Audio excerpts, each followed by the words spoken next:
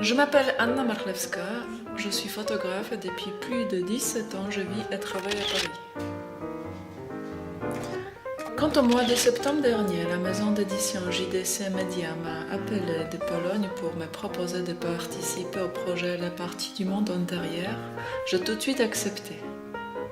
Les Parties du monde intérieur est l'histoire de deux femmes incroyables. Marta et Natalia Turostowska sont nées prématurément il y a 29 ans en Pologne. Placées dans un incubateur défectueux, elles subissent une paralysie cérébrale suite à un manque d'oxygène. Aujourd'hui, Marta se déplace dans un fauteuil roulant et a des grands problèmes de motricité. Natalia est capable de marcher non sans mal sur de courtes distances. Malgré les difficultés de leur vie quotidienne et leur isolement, les deux sœurs ont trouvé un moyen d'expression et un épanouissement dans la poésie. Depuis 10 ans, elles dictent les poèmes de ce projet à leur mère, qui les note à l'aide d'un stylo. JDC Media et la fondation Jacek Schaffe ont décidé non seulement de réaliser le rêve de Natalia et Marta en publiant leur recueil de poésie, mais aussi de m'engager dans le projet pour que j'illustre par des photos chacun des poèmes. JDC Media est une jeune maison d'édition basée en Pologne près de Poznań. Leur ligne éditoriale s'articule autour de la promotion de l'art et d'artistes d'exception. Jacek Schaffe est une fondation d'insertion sociale située au même endroit.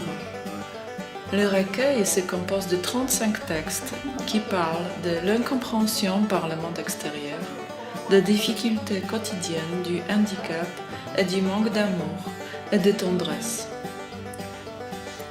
Ces histoires révèlent la force intérieure de ces jumelles et expriment la recherche du bonheur de vivre et la distanciation par rapport à cette situation. C'est une belle leçon d'humilité et de foi en ses propres capacités. La lecture des poèmes m'a tout de suite mis sur la piste d'un univers féminin et romantique que j'ai eu envie d'explorer en mettant en scène Marta et Natalia. Les photos jouent résolument sur la transparence, le contre-jour et les couleurs pastel. Les accessoires tels les papiers peints fleuris et les lits à barreaux accentuent cet effet suranné. Les photos s'inspirent à la fois de l'univers sentimental de Jane Austen, de Sir Brontë et de la photographe contemporaine Diane Arbus, dont le sujet de prédilection était les personnes en marge de la société. Pas de canne, pas de fauteuil roulant. Réaliser un rêve fou, se sentir belle et normale derrière l'objectif de l'appareil. La première rencontre avec Marta et Natalia était pour moi très symbolique. Pas habituée à travailler avec des personnes handicapées, j'avais tout simplement peur. J'ai découvert des personnes très timides qui partagent leurs émotions entre le stress et la joie de réaliser une séance photo. Avec étonnement, j'observais Marta, qui malgré le plus grand mal qu'elle avait à tenir une tasse, exprimait ses idées par rapport au projet que je lui exposais. La séance photo du 4 novembre 2017 était une des plus importantes de toute ma carrière, car je portais la lourde responsabilité de réaliser le rêve de ces jeunes filles et avait à gérer les handicaps en extérieur avec une équipe de 5 volontaires. Le planning était très chargé. Choix de poèmes, stylisme, préparation d'accessoires et éclairage, maquillage. J'étais heureuse de découvrir une équipe pleine de bonne volonté. Mon plus grand étonnement dans cette aventure humaine, ces jeunes filles qui apparaissaient si fragiles en montraient un engagement et une ténacité hors du commun en affrontant le froid et la fatigue tout en s'adaptant à un timing très serré.